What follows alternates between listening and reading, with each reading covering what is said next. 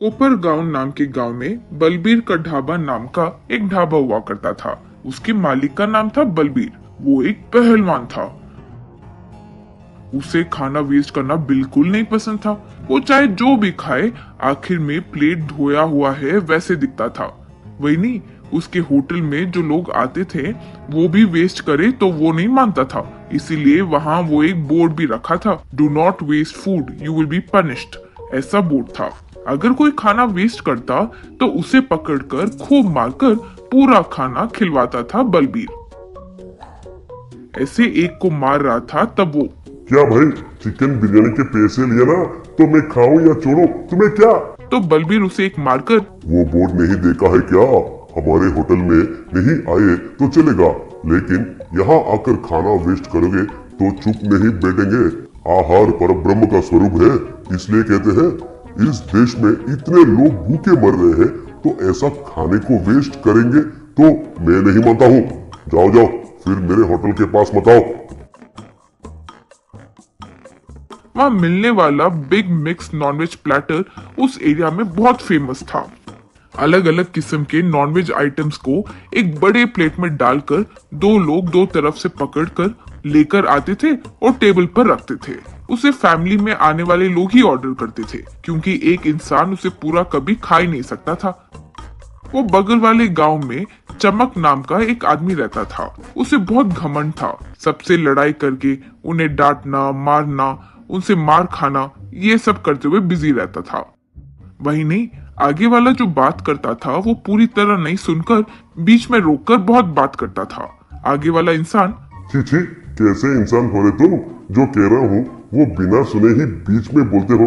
कमीना, इस जन्म में तुम नहीं बदलोगे, कहकर जाता था। चमक, जाओ रे जाओ, तुम जो बोल रहे हो वो मैं क्यों सुनूं? मैं जो कह रहा हूँ वो तुम्हें सुनना होगा, यूं डांटता था।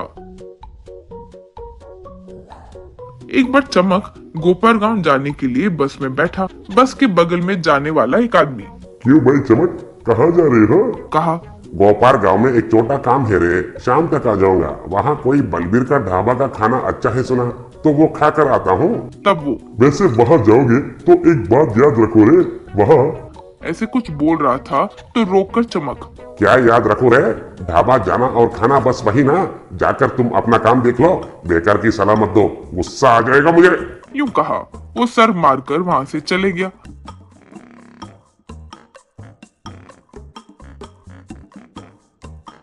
गांव में काम पूरा करके चमक ढाबा के पास आया।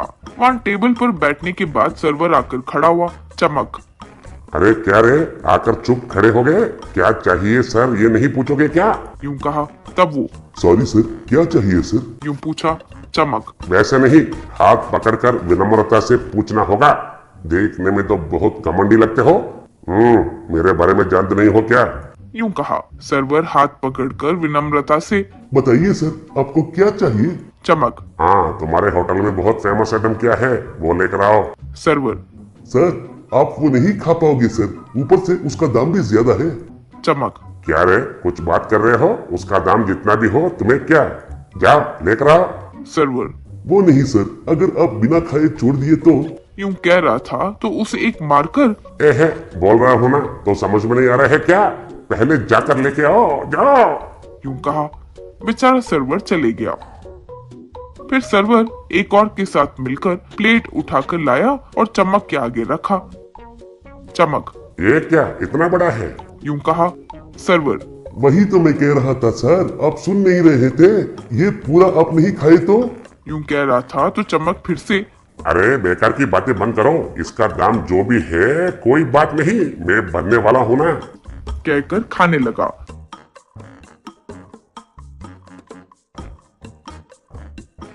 कुछ देर बाद खा नहीं सका तो पूरा छोड़ दिया। वो देखकर बलबीर चमक के पास आकर उसे पकड़कर खूब मारा। क्यों रे, इतना फूड वेस्ट करते हो? वहाँ बोर्ड तुम जैसे कमीनों के लिए ही लगाए हैं। हाँ सर्वर, इतना बड़ा प्लेटर खा नहीं पाओगे, ये बात इसे नहीं बोले। सर्वर, ये बोलने ही कहा दिए सर, इन्हें वही चाहिए, यूं जिद किए। बलबीर, ओहो, तो इसे घमंड भी है। अरे ये पूरा खाली नहीं किए तो तुम्हारा खैर नहीं, खाओ रे, चुपचाप खाओ। कहकर खूब मारा।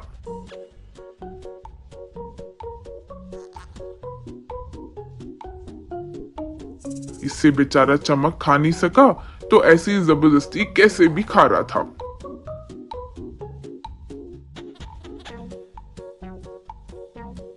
इससे उसका पेट पूरी तरह फूल गया था। फिर वो कुछ नहीं कर सका और वहां से चले गया।